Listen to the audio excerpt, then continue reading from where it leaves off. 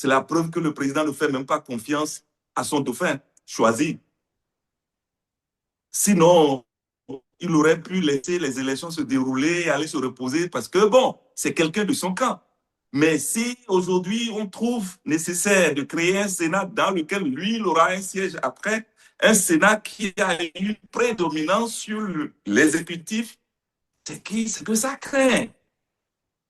Vous comprenez? Le fait de passer de 5 à 7 ans, c'est la loi électorale qui a été changée. C'est le calendrier électoral qui a été changé et on ne peut pas changer ça après avoir validé les dossiers de candidature. Maintenant, c'est vrai, la plupart de nos compatriotes ne croient plus à la CEDEAO ni à l'Union africaine. Vous voulez qu'ils disent quoi?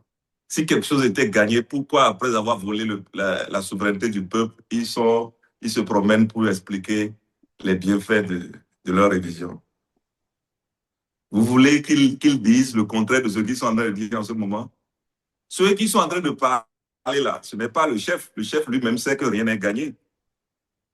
Le patron de tout ça là, le chef de la majorité présidentielle là, il sait que rien n'est gagné.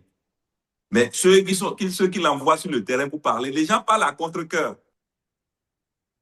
Bonjour, chers amis de Biafrica Web TV. La dernière sortie de M. Daniel Eda, le 29 novembre 2025, a secoué l'opinion politique béninoise.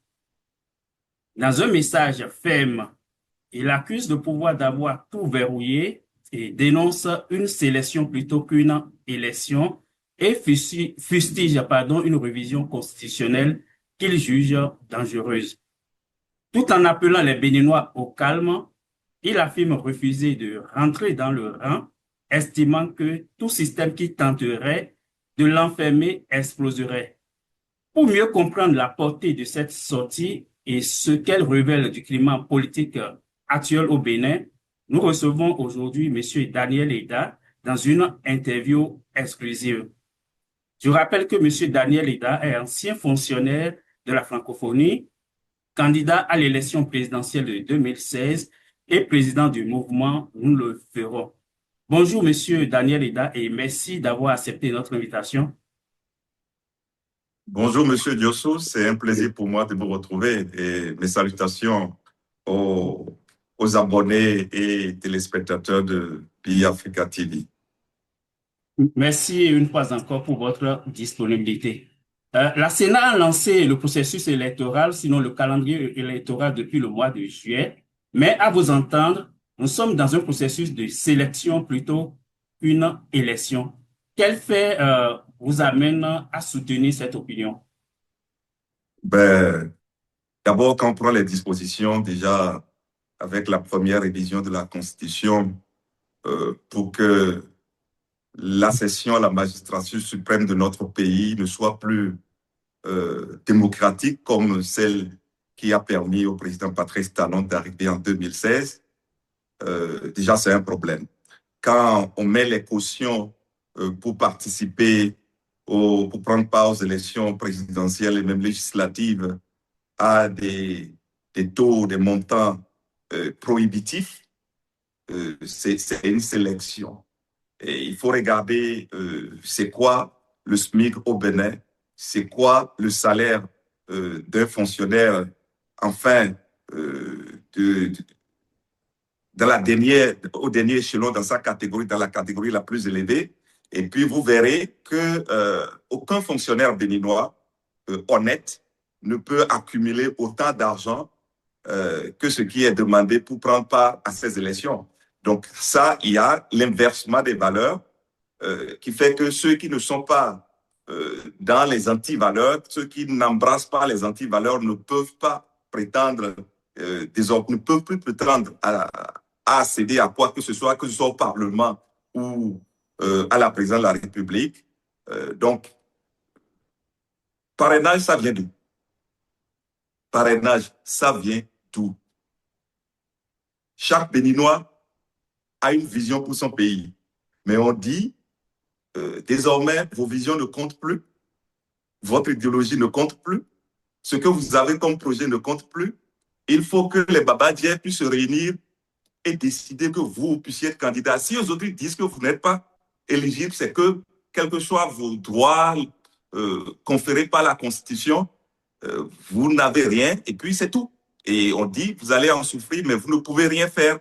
Donc nous sommes dans un processus où quelqu'un qui a financé le système politique depuis près de 40 ans, parce que, disons-le, ce qui se passe, ce n'est pas qu'une affaire d'opposition versus mouvance, c'est une affaire de système, un système qui s'est enraciné progressivement depuis 91, un système dont les acteurs, dont les agents sont répartis et à la mouvance et dans l'opposition, ce qui fait la facilité des virements que nous remarquons ces dernières semaines ou ces derniers jours. C'est le système, c'est un système entretenu par le même compatriote qui aujourd'hui se trouve être notre président. C'est ce système qui se regroupe et c'est lui qui est à la manœuvre. Il veut faire en sorte de garder la main sur la classe politique. Il veut faire en sorte de garder la main sur le pouvoir exécutif. Il veut faire en sorte de garder la main sur tous les pouvoirs de manière à ce que, n'ayant pas réussi à modifier la Constitution pour s'offrir un troisième mandat, qu'il puisse avoir désormais quelqu'un qui préside aux destinées officiellement du pays, mais qui en réalité dépend de lui, répond devant lui, n'est redevable que devant lui. En fait, appelons les choses par leur nom. Donc, pour le faire, on ne peut pas permettre à des gens comme nous, des esprits libres, qui depuis plus de 10 ans ne font que parler de vision, on ne peut pas nous permettre de rentrer. Donc, il faut prendre des dispositions adéquates pour que des gens comme nous ne puissent pas arriver. Sinon, ils ont mis le parrainage. Est-ce qu'ils ont respecté le principe du parrainage eux-mêmes? Depuis quelques jours, on circule pour dire que bon, c'est de la voie écrasée, c'est manquer de vertu que d'être élu sous la bannière d'un parti et de quitter ce parti pour rejoindre un autre parti. Mais ce n'est pas eux qui ont encouragé ça il y a quelques jours. Donc, vous voyez, il y a tellement de choses et chaque fois qu'ils se retrouvent en difficulté, ils créent quelque chose pour pouvoir s'en sortir. On vous dira que c'est légal parce que chaque fois qu'ils ont envie de s'octroyer des facilités, on crée des lois et vous verrez tout ce qu'ils ont fait. Tout a été soutenu par une loi. Même si elle n'est pas légale, même si elle n'est pas légitime, il y a une loi quelque part. On peut créer ça le matin à 8 heures et puis à 17 heures, on enlève ça une fois qu'on a fini de résoudre ce qu'on a voulu.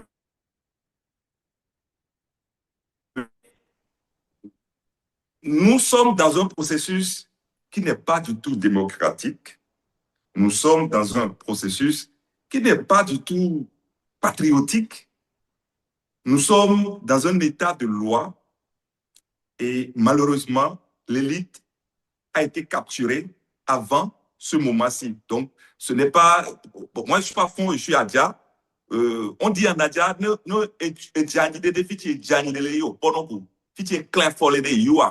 et en fond, on dit, donc, nous avons trébuché il y a longtemps. Moi, je parle aujourd'hui, je continue de parler depuis que vous me connaissez. Pourquoi là de EDA? D'abord, le pays est au-dessus de EDA, et au-dessus de EDA et du pays, il y a Dieu. Mais beaucoup n'aiment pas entendre parler de Dieu en politique. Les gens qui n'ont pas de limite à leur pouvoir personnel ne peuvent que se comporter comme on se comporte aujourd'hui dans la gouvernance de notre pays. Et je voudrais vraiment, M. Diossou, que vous puissiez nous aider à ramener les valeurs. Vous voyez, ce n'est pas envoyer les gens à l'église, non. Le Bénin, dans la diversité de ces croyances religieuses, c'est-à-dire les Béninois sont croyants. Quand on dit Bessu, ce n'est pas forcément être chrétien comme moi.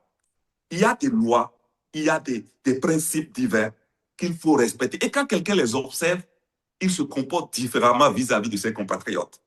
Malheureusement, nous disons des choses et nous faisons leur contraire. Et aujourd'hui, on demande aux Béninois si on n'est pas d'accord que développement égale la construction de routes, c'est qu'on n'est pas patriote. Je vais m'en arrêter là. Ce dans quoi nous nous trouvons, ce n'est pas un processus d'élection, c'est un processus de sélection parce que le prince veut avoir au pouvoir désormais des gens qui disent oui, oui, monsieur, oui, chairman, et qui protège des intérêts. C'est légitime. Mais nous devons rester debout pour dire non à ça. Et je suis persuadé que ma présence aujourd'hui sur votre plateau est la preuve que les lignes bougent et Dieu va nous aider. Ok, vous avez parlé tantôt des conditions pour être candidat au Bénin désormais, surtout à la présidence, au poste de président de la République. Vous avez cité la caution, vous avez parlé aussi du parrainage. Mais les gens pourraient nous dire que ces conditions ont été votées par une Assemblée nationale régulièrement élue. Est-ce que ce n'est pas euh, le signe d'un bon fonctionnement de notre pays? Vous voyez, je ne rentre pas dans les débats de détail parce que c'est exactement ce que le système veut. Et c'est de la distraction, c'est la distraction. C'est la distraction orchestrée. On sait que bon, quand vous commencez, vous rentrez dans ça, c'est un tunnel. Et puis, ça dit, vous y perdez. Le président de la République sait. Quelques personnes autour de lui savent. Mais la majorité autour de lui ne sait pas. Et si certains doivent dire la vérité, si on prend depuis le 31 octobre jusqu'à maintenant, il y a beaucoup qui doivent se sentir floués. Floués parce que les choses qu'on leur a dites pour leur faire voter une nouvelle constitution, ces promesses n'ont pas été tenues. Donc, nous sommes dans un... C'était quoi le slogan? Surgir, agir et Et disparaître. disparaître, oui. Donc, c'était écrit et c'est en exécution. Donc, moi, je ne voudrais pas que le peuple se laisse à cette distraction-là. Ce qui est important aujourd'hui, c'est de voir que Dieu est avec nous. Sinon, ils auraient pu, dans la modification de la Constitution, pour se donner la main sur le affaire du Sénat. C'est la preuve que le président ne fait même pas confiance à son dauphin choisi.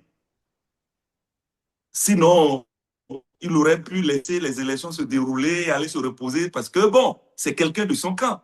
Mais si aujourd'hui on trouve nécessaire de créer un Sénat dans lequel lui, il aura un siège après, un Sénat qui a une prédominance sur l'exécutif, c'est que ça craint.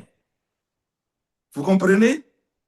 Donc, que ce soit une assemblée qui est votée, je ne veux pas rentrer, je ne veux pas revenir en arrière parce que moi, je ne veux pas regarder constamment dans le rétroviseur tout en faisant 240 km à l'heure. Il faut qu'on avance. Et nous avançons vers la réalité des choses. Est-ce que cette création du Sénat, est-ce qu'on peut parler d'une crise de confiance au sein même de la mouvance présidentielle? Non, il y a une crise de confiance entre le chef de la mouvance présidentielle et tous les membres de la mouvance présidentielle. Il ne fait confiance à personne. C'est ça la vérité. Il ne fait confiance à personne.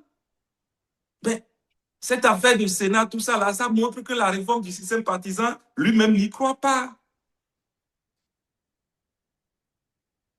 Les partis forts qui vont gouverner le pays, tout ça, ça montre qu'il n'y croit pas.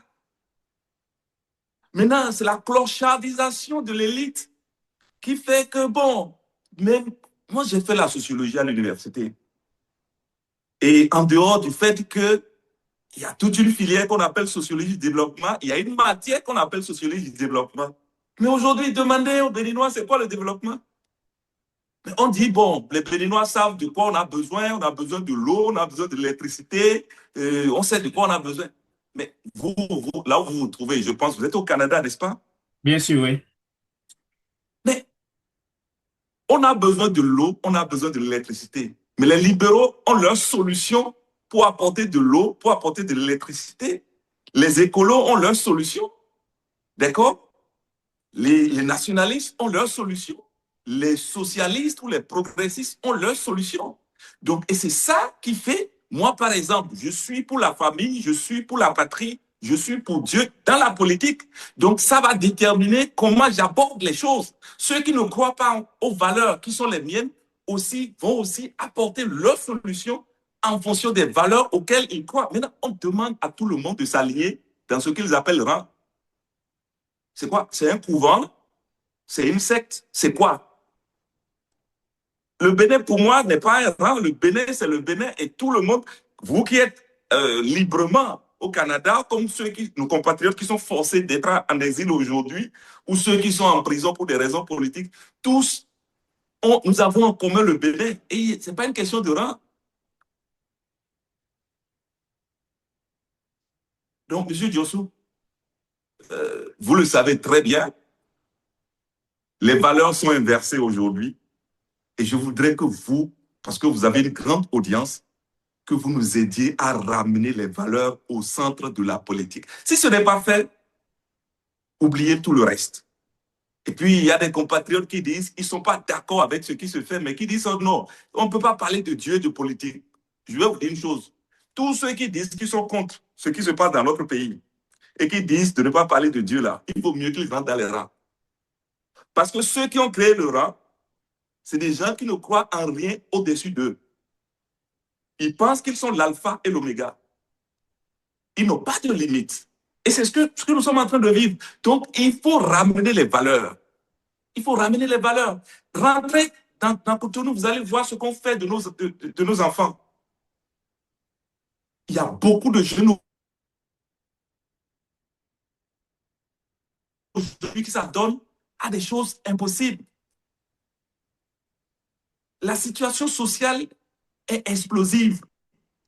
Mais nous avons de belles routes. Le nombre de personnes qui me contactent, moi, pour demander de l'aide, pour des choses. Et on pense que, bon, puisqu'on est un homme public, on a beaucoup d'argent, qu'on est très riche. Non, moi, je suis un consultant en partenariat. Et depuis 2016, je n'ai jamais eu un petit contrat au Bénin. Jamais.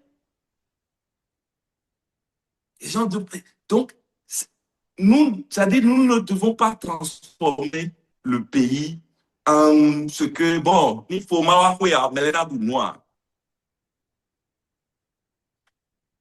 Vous comprenez, non, Huawei? Oui, bien sûr. Oui, oui.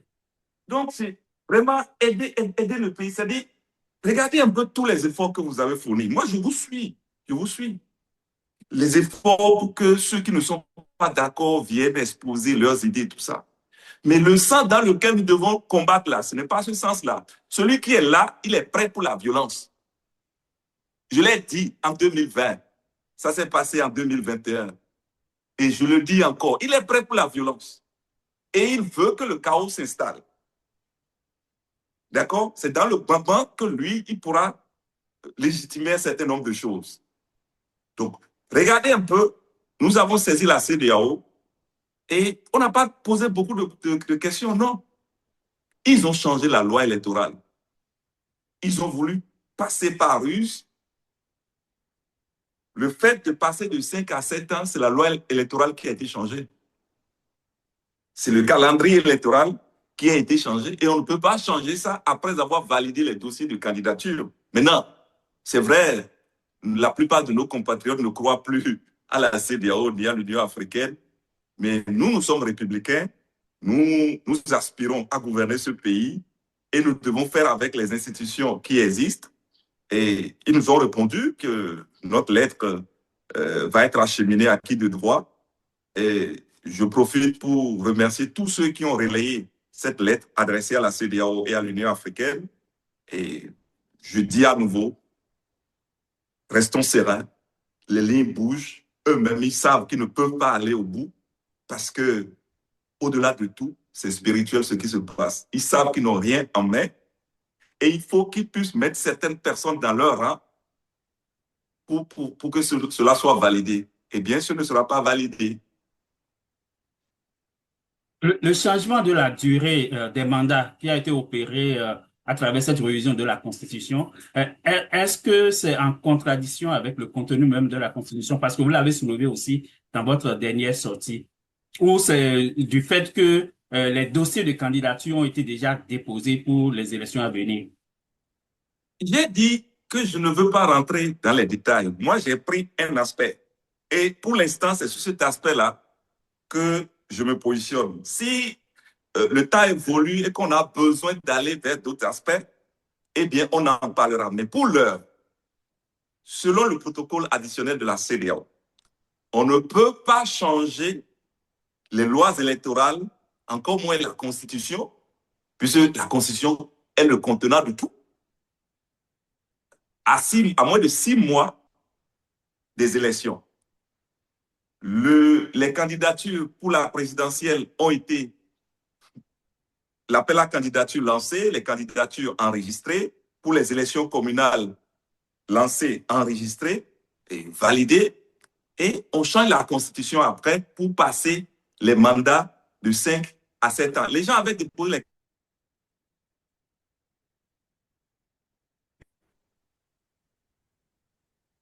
pour 5 ans, n'est-ce pas? Bien sûr, oui. Donc, alors, ça ne va pas. C'est terre à terre, hein, c'est très simple. À vous écouter quand même aussi bien votre sortie d'hier et ce que vous venez de dire, c'est comme rien n'est encore gagné. Mais quand on écoute de l'autre côté les partisans de la mouvance présidentielle, c'est comme ils sont partis pour déjà 14 ans avec la nouvelle révision. Qu'est-ce qui vous dit, vous Bon, amène à dire aujourd'hui que rien n'est encore gagné? mais vous voulez qu'ils disent quoi? Vous voulez qu'ils disent quoi? Si quelque chose était gagné, pourquoi, après avoir volé la souveraineté du peuple, ils se promènent pour expliquer les bienfaits de leur révision? Vous voulez qu'ils disent le contraire de ce qu'ils sont en train de dire en ce moment? Ceux qui sont en train de parler là, ce n'est pas le chef. Le chef lui-même sait que rien n'est gagné. Le patron de tout ça là, le chef de la majorité présidentielle là, il sait que rien n'est gagné. Mais ceux qui l'envoient sur le terrain pour parler, les gens parlent à contre-cœur. Ils ne croient même eux-mêmes là, ils ne croient pas en ce qu'ils sont en train de dire. Et vous le savez, ils ne croient pas du tout. Je vous ai suivi dans une émission, vous avez dit que vous avez des amis qui sont dans le système et quand vous leur demandez, ils disent que les autres, ils sont des techniciens et qui ne se mêlent pas de la politique et tout ça, comme si ce qu'on appelle technique là est dissociable de la politique. Non, les gens sont tenus, vous voyez, les gens sont tenus soit par des privilèges qu'ils ont peur d'abandonner. Les gens sont tenus soit par des dossiers qu'ils ont et qui peuvent les rattraper. Les gens sont tenus par des choses, des alliances dans lesquelles ils sont. Vous savez, si vous êtes redevable à une principauté, par exemple, qui contrôle la gestion politique du pays, si leur sonne la principauté vous demande de payer, vous n'avez pas le choix, vous devez payer. Vous allez rejoindre les rangs, d'accord? Les gens, moi je connais beaucoup qui sont dedans, mais qui n'ont pas leur cœur là-bas. Ils sont forcés d'être là-bas. Mais tout le monde n'est pas Daniel Eda. Le sacrifice que moi j'ai consenti, tenez, moi j'ai démissionné de l'OIF en 2014. Si vous comptez 2014 à aujourd'hui, ça fait combien? Plus de 10 ans. Chaque année, ça fait au moins 12 mois. Si vous multipliez mon salaire, quand je quittais, c'était au moins 3 millions de francs le mois en ce moment-là. Par 12, ça fait 36 millions. Multiplié par ce que ça fait aujourd'hui. Combien de Béninois sont prêts à sacrifier ça? Combien? Donc, la cinquantaine passée aujourd'hui, moi, je ne vis que pour le pays et je ne veux pas que l'histoire retienne que Eda Ozia a abandonné quand on l'a forcé à rentrer dans le rang. Non. Et je suis content de ce que vous êtes en train de faire. Nous devons nous donner la main pour éclairer nos compatriotes. Pas pour qu'ils penchent vers quelqu'un, mais pour qu'ils adhèrent à des valeurs. Quand on va commencer par mettre les valeurs au centre, ce sera facile pour nous de combattre ce système. Mais tant que nous n'allons pas embrasser les valeurs, eh bien, comme on dit à côté de chez toi là-bas, forget. Ok, malgré la confusion, les interrogations, vous avez dans votre message quand même appelé les Béninois vraiment au calme et à la non-violence. Est-ce que vous avez des soupçons qu'il y a des acteurs politiques qui préfèrent nager dans la violence pour pouvoir atteindre leurs objectifs? Je n'ai pas de soupçon, mais je sais que des gens s'attendent à ce qu'il y ait de la violence pour pouvoir réprimer. Je sais. On a vu ça en 2019, on a vu ça en 2021. Donc, il n'y a pas 203. D'accord? Donc, moi, je ne veux pas qu'il y ait de la violence dans notre pays parce que je sais que ce système, c'est par les valeurs qu'on va le défaire. C'est vrai, ils ne croient en rien. Ce n'est pas un système de valeurs. Mais il faut opposer à ce système les valeurs. Parce que si on joue contre ce système sur son terrain, on a perdu d'avance. Et tous ceux qui ont essayé depuis lors, Qu'est-ce que ça a donné? Ça n'a rien donné. Donc, essayons le combat par les valeurs et vous verrez ce qui va se passer.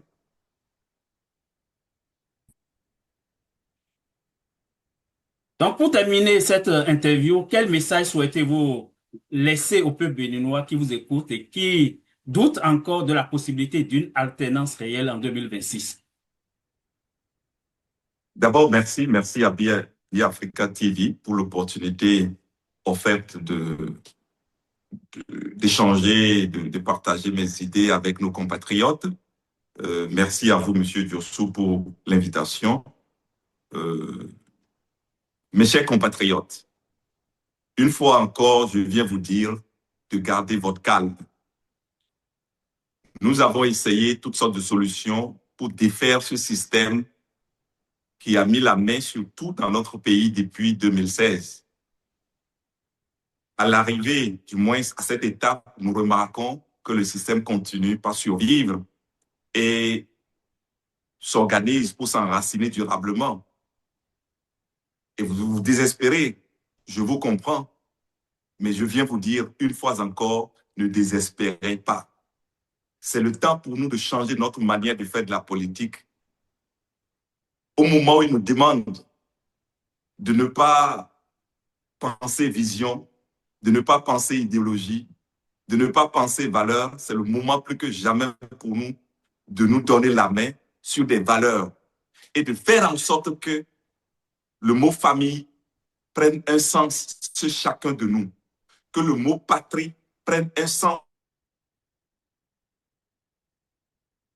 Dieu sur chacun de nous, que nous puissions, parce que quand il parle de Dieu, c'est dans la diversité de nos croyances, que l'on soit vaudouisant, que l'on soit musulman, que l'on soit chrétien, les Béninois croient en un être qui est au-dessus d'eux. Et ceux qui nous gouvernent en ce moment n'y croient pas, et c'est pour ça que nous sommes dans cette situation. Je vous en prie, n'ayez plus peur. Ils veulent que vous ayez peur en allant dormir, en sortant pour aller au travail. N'ayez plus peur, ils sont des êtres humains et ils n'ont aucune force qui dépasse la force de Dieu. Ensemble, nous ferons le nécessaire et nous avons le soutien. À l'intérieur du pays comme à l'extérieur, tout dépend de nous. Si nous prenons la bonne direction, nous aurons les gens pour nous accompagner, pour nous soutenir et pour nous amener à restaurer notre démocratie. Dieu vous bénisse. Je vous remercie. Merci beaucoup, Monsieur Daniel Eda. Je rappelle que vous êtes président du mouvement Nous le ferons. Merci beaucoup une Merci. fois encore pour votre disponibilité. C'est moi qui vous remercie. Merci. Merci.